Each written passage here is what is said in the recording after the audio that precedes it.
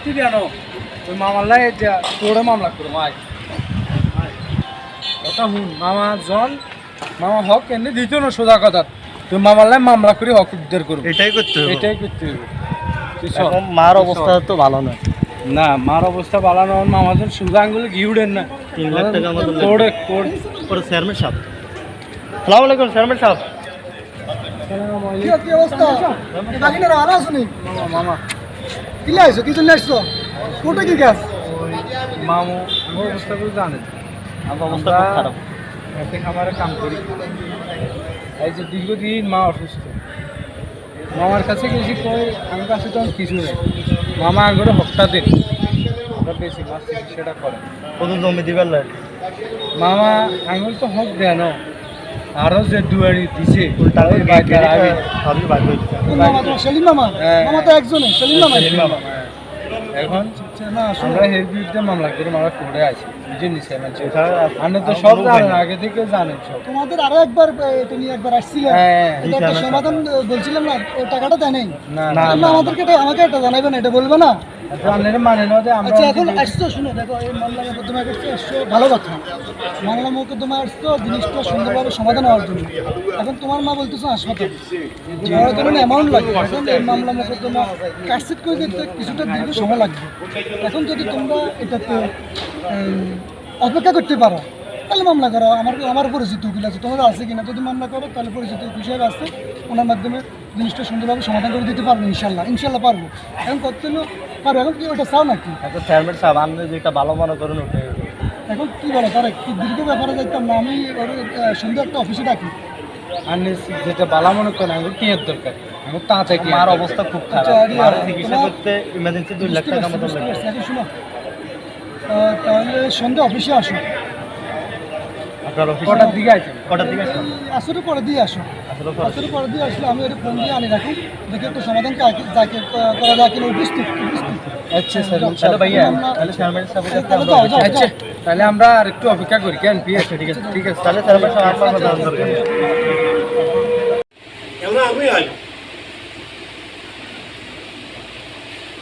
সালাম আলাইকুম সালাম সাহেব।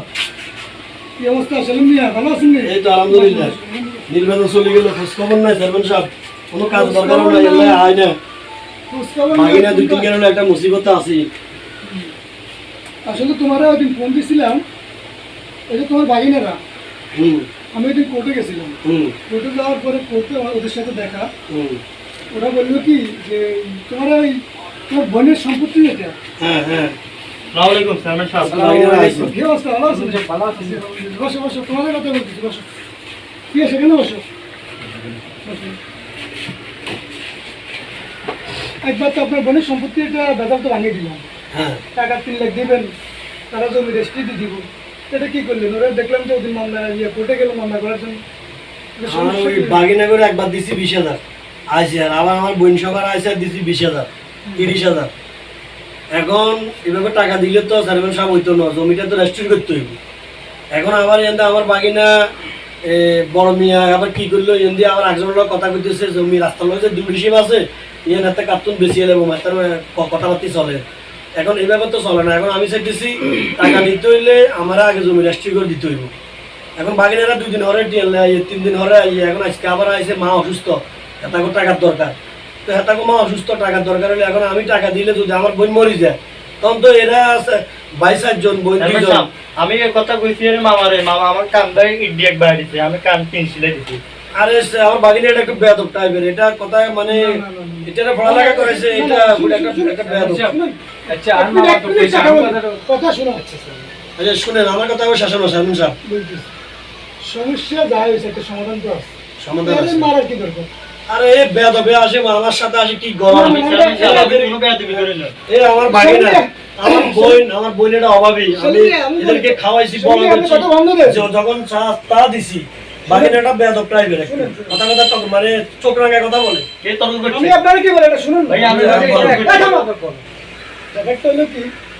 যা হয়েছে এর গায়ে হাত দেওয়া তো তোমার ঠিক হবে আমার কথা হচ্ছে আমি একবার 3,50,000 টাকা হ্যাঁ, ভাঙিয়ে স্যার, দিলাম। আনিছিলাম, 3,50,000 টাকা ভাঙিয়ে দেওয়ার পর তুমি টাকাটা দিলে না 30,000 টাকা 20,000 50,000 টাকা দিছি দিছো। এখন তোমার বোন হলো অসুস্থ মুমূর্ষ অবস্থা আর বলছি ওই দিন যে ওই যে বড় চিকিৎসা করার জন্য বড় হাসপাতাল নিতে হবে, বড় ডাক্তার দেখাইতে হবে, বিভিন্ন বড় অঙ্কের টাকার দরকার। এখন আমার একটা জমিটা আগে চেয়ারম্যান সাহেব রেজিস্ট্রি করে দিবার পরে এখন আমি টাকা দেব। জমিচ্ছে তোমার বলেছে বড় এখন তাহলে আমি বন্ডা যদি মরি যায় বাকিরা কি করবে? চেয়ারম্যান সাহেব হেমিয়া তো কইছে আমি কথাটা একটা না আমি কথা হইলো আন মাস সম্পত্তি এখন আমরা তো আর রেস্ট্রি দিতে না আন মায়ের রেস্ট্রি দিতে এখন আন মা হইলে অসুস্থ হাসপাতালে লই আমরা তুলে দিই আনে মামা যদি এখন আমি দুঃসময় টিয়ে তাহলে আমরা আপনার রেস্ট্রি দিতেন না এটিএম প্রমাণ থাকবে আর আপনি বাকি দিচ্ছেন না এটা আন্নাও তো একটা প্রমাণ সেমি আঙুরে টিয়া দাম আমার বাগিনে এটা কলেজে ভর্তি হয়ে আমি একবার 10,000 টাকা দিছি আমি এটা নিই নাও আর এমি আমার আঙুরে যায় হকে লাইছে আমি 5 লাখ আঙুর বাগিনে এটা যা একটু ভালো আছে ওইটা একদম এসে একবারে মানে আরে এত কিছু কোন আনলে মিয়া ইয়া করছে না তার লগে দেখছেন নি চেয়ারম্যান সাহেব কথা দেখছেন নি এরা আমার বাগিনে আনে মিয়া নমনীয় আছে নামাজ হয় না সত্য কিন্তু এই ধন্যবাদ থামো কবের সমাধান দিতেছি এটা গেছে মামলা করার জন্য মামলা করার ঠিক কাছাকাছি জায়গা থেকে আমি নিয়ে এসেছি তোমারে বলছি 3.5 লক্ষ টাকা দিয়ে দিবে তুমি টাকা দিচ্ছ 50,000 এখন যা হয়েছে সব শেষ এখন কথা একটাই তোমার বোন অসুস্থ বোনকে বাঁচাতে হবে বোনের চিকিৎসা করাতে হবে এটাই তো হ্যাঁ এখন এটা করতে হইলো তুমি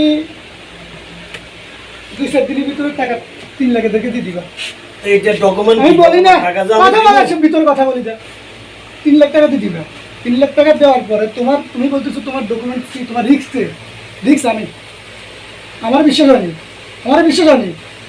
নাম সামনে পুরো টাকা দিব না এখন চিকিৎসাতে কত লাগবে ওইটা আমি এখন দিব আর কি চেয়ারম্যান সাহেব বাকিটা রেস্টুরেন্ট হবে চেয়ারম্যান সাহেব চিকিৎসা করতে মেলা টাকা লাগবে 5 লাখ টাকা লাগবে না আমি এখন টাকা 1 লাখ দিব এখন চিকিৎসা করে আসি টাকা 3 লাখ